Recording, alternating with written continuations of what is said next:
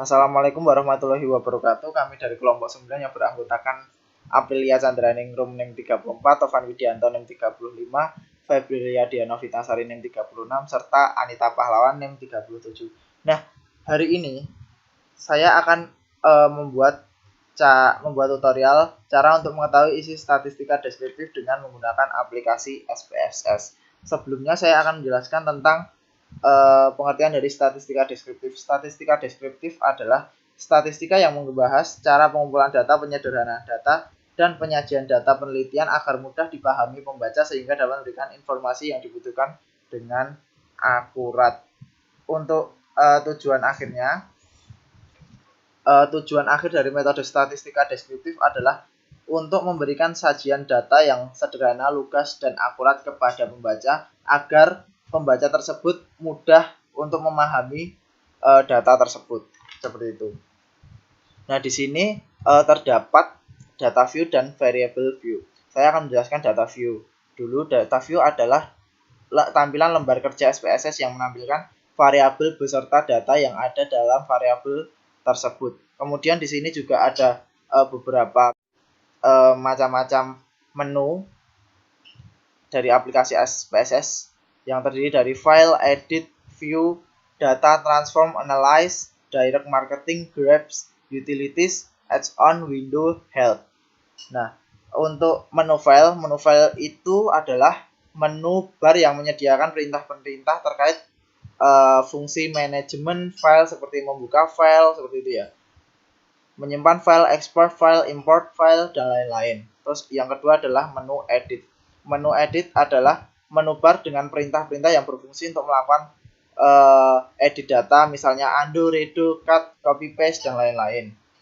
Terus ada juga menu view. Menu view adalah menu yang berfungsi untuk melakukan konfigurasi tampilan dari jendela SPSS terkait menampilkan dan menyembunyikan perintah seperti itu. Bisa kita lihat ada status bar, ada toolbar, menu editor, fonts, dan lain sebagainya. Terus ada juga menu data. Menu data adalah salah satu toolbar dalam SPSS yang berfungsi untuk mengatur tampilan layar editor SPSS. Terus kemudian ada menu transform. Transform adalah menu bar yang berfungsi untuk melakukan transformasi variabel terkait pembentukan variabel baru dari variabel-variabel yang telah ada. Seperti itu. Terus kemudian lanjut ke analyze. Menu analyze adalah menu bar yang berfungsi untuk melakukan analisis statistik. Mulai dari analisis statistik deskriptif, regresi, parametrik, serta non-parametrik seperti itu. Terus kemudian ada menu direct marketing. Menu direct marketing adalah menu bar yang digunakan untuk analisis pemasaran untuk mengoptimalkan suatu bisnis seperti itu. Terus ada menu graph. Menu graph adalah menu bar yang berfungsi untuk membuat visualisasi grafik menggunakan chart editor. Terus ada menu utilities. Menu utilities adalah menu bar yang berfungsi untuk menampilkan informasi data serta menjalankan script. Terus ada menu add-on. Menu add-on adalah menu bar yang menyediakan paket instalasi SPSS lainnya baik aplikasi modul dan extension. Menu window adalah menu bar yang menyediakan perintah terkait jendela SPSS seperti split, mengganti aktif window, dan lain sebagainya. Terus menu help. Menu help adalah menu bar yang menyediakan informasi dan bantuan penggunaan perangkat lunak SPSS. Lanjut ke variable view. Variable view itu apa? Variable view adalah tempat untuk menginput variabel statistik. Di sini terdapat menu-menunya. Ada name, type, width, decimal, label, value, missing, columns, line, measure, rule. Nah, untuk name ini adalah apa itu namanya ya. Jadi bisa kita lihat di sini itu untuk kolom pertama itu kita beri nama siswa, yang kolom kedua adalah jenis kelamin, yang kolom ketiga adalah nilai ulangan matematika. Kita beri nama dulu. Untuk kolom pertama kita beri nama siswa, nama underscore siswa. Jadi di dalam menu name ini kita tidak bisa menggunakan spasi, tapi kita bisa mengganti dengan menggunakan underscore seperti itu. Yang kedua adalah jenis kelamin, jenis underscore kelamin. Terus yang ketiga ada nilai ulangan matematika, nilai underscore ulangan underscore matematika. Terus ada type. Jadi variabel type itu apa? Variabel type dalam SPSS ini terdiri banyak tipe data yang ditawarkan untuk tiap variabel. Jadi untuk beberapa macam keperluan yang kita butuhkan, seperti di sini kan terdapat variabel type seperti numerik, koma, dot, scientific notation, date, dollar, custom currency, dan lain sebagainya. Nah, yang biasanya digunakan itu adalah variabel tipe numerik itu berupa apa? Jika datanya tersebut berupa angka, kita menggunakan numerik ini. Kalau datanya tidak berupa angka, kita menggunakan string seperti itu. Untuk width ini adalah batasan jumlah data ya. Jadi kalau batasan jumlah karakter huruf. Jadi seumpama di sini kalau mungkin karakter atau hurufnya itu terlalu panjang, bisa kita tambahkan ya. Ini kan terdapat 13 ya. Kita akan coba menambahkan huruf Franky Wijaya Kusuma. Nah, ternyata tidak bisa karena batasan dari hurufnya ini ada 13. Nah, kalau kita mau menambahkan hurufnya bisa kita tambah. Jadi 14 ya. Franky Wijaya seperti itu. Nah, ternyata bisa seperti itu. Ini adalah untuk menambahkan atau karakter atau huruf yang kita perlukan. Terus yang kemudian adalah desimal. Desimal adalah untuk menentukan berapa angka desimal setelah tanda koma. Nah, di sini kan saya otomatis kan desimalnya ini 2 ya kan. Angkanya adalah 2. Nah, kalau angkanya 2 itu berarti nolnya ada 2. Tapi kalau kita menambahkan lagi untuk desimalnya jadi 3, otomatis di sini nolnya ada 3. Tergantung keperluan kita seperti itu. Terus ya selanjutnya adalah label. Label merupakan penjelasan rinci kolom name. Misalnya nama variabel dibuat singkat ya, dibuat dengan huruf singkat agar kita itu mengetahui kepanjangan dari singkatan tersebut. Misalnya nama variabel dibuat dalam huruf yang singkat agar kita mengetahui kepanjangan dari singkatan tersebut, maka sebaiknya pada kolom label ini diisi keterangan lengkap dari nama variabel tersebut. Misalnya nama variabel stat kesehatan, maka labelnya ditulis lengkap statistik kesehatan seperti itu. Terus ada value. Value merupakan kode yang diberikan jika variabel yang digunakan itu kategorik, misalnya untuk jenis kelamin ya. Jika kode pertama untuk laki-laki dan kode kedua untuk perempuan. Ini di jenis kelamin kita masukkan dulu kodenya. Kode pertama itu laki-laki ya. Kode pertama laki-laki, kita klik add. Kode kedua perempuan, kita klik add, kita klik OK seperti itu.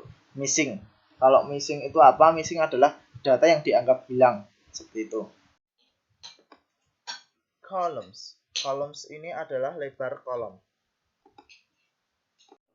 ya. Jadi ketika mungkin kolom kita ini kurang lebar, kita bisa melebarkannya seperti itu. Terus align ada left, right, center. Kalau left itu rata kiri, right rata kanan, center rata tengah. Ada juga measure. Measure itu apa? Measure adalah jenis skala data untuk setiap variabel. Nah, kalau biasanya itu variabel tipenya itu string, otomatis di measure ini akan terpilih secara otomatis nominal. Kalau numerik bisa measure-nya yang biasa digunakan adalah scale seperti itu. Terus selanjutnya adalah rule. Rule ini adalah digunakan untuk menentukan peranan variabel dalam melakukan analisis data. Ada input itu variabel independen. Terus target variabel dependent, non tanpa peranan, partition variabel akan dilakukan partisi data menjadi sampel terpisah seperti itu. Nah, selanjutnya setelah kita mungkin mengetahui mengetahui fungsi-fungsi dari variable view ini, kita akan menganalisis datanya. Caranya bagaimana? Caranya sangat mudah. Jadi kita klik analyze, terus kemudian kita klik deskriptif statistik. Kenapa kita pilih deskriptif statistik? Karena kita akan menguji statistik deskriptif. Terus kita pilih deskriptif. Nah, ini kan dari kiri ya. Jadi kita pindahkan ke kanan dulu. Selanjutnya kita klik option, kita centangin mean, sum, standard deviation, variance, range, standar mean, maksimum, minimum, kurtosis, dan skewness. Kita klik OK. Nah, bisa kita lihat di kolom N ini terdapat tertulis angka 32. Jadi di sini jumlah siswanya atau jumlah respondennya ada 32 seperti itu. Terus selanjutnya adalah range. Range itu adalah jangkauan. Jadi nilai maksimum kurangi nilai minimum, hasilnya adalah jangkauan. Hasilnya adalah 50 seperti itu. Terus ada sum. Sum ini adalah jumlah total data. Jadi ketika nilai ulangan matematika ini kita jumlahkan, hasilnya adalah 1710. Untuk min-nya di sini tertulis angka 53,4375. Standar deviasinya ada 13,10242. Terus ada variance-nya 171,673. Nah, terus selanjutnya ada skewness dan kurtosis. Jadi skewness dan kurtosis merupakan ukuran untuk melihat apakah data nilai ulangan matematika ini didistribusikan secara normal atau tidak ya. Nah, jadi bisa kita lihat di sini kan tertulis angka min 0,049 dan min 0,295. Jadi bisa kita simpulkan bahwa data di nilai ulangan matematika ini berdistribusi normal seperti itu. Nah, selanjutnya kita akan membuat diagram lingkaran. Caranya adalah deskriptif statistik. Kita pilih frequency, kita pilih jenis kelamin. Ini dari kiri, kita pindahkan ke kanan, kita pilih charts. Selanjutnya kita pilih pie charts. Pie charts ini adalah diagram lingkaran. Nah, kalau untuk bar charts ini adalah diagram batang. Kalau histogram itu adalah histogram. Nah, kita pilih frekuensi. Frekuensi itu adalah jumlah siswa. Kita pilih continue, kita klik OK.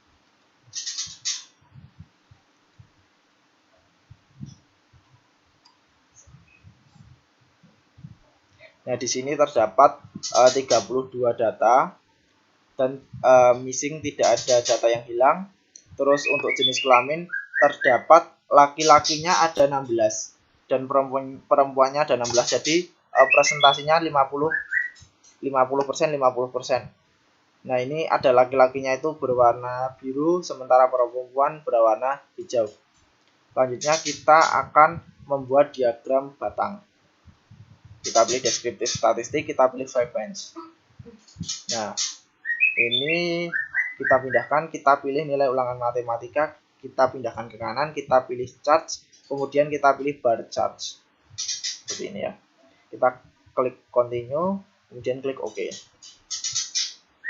Nah, ini ya datanya. Jadi yang mendapatkan nilai 30 itu ada 3 orang, yang mendapatkan nilai 40 ada 6 orang, yang dapat 50 ada 6 orang.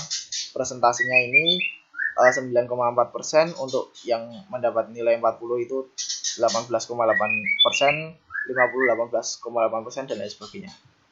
Nah, ini untuk diagram batangnya bisa kita lihat. Jadi yang paling banyak itu siswanya mendapatkan nilai 60. Nah, ini ada 13 siswa ya, 13 siswa yang mendapatkan nilai 60.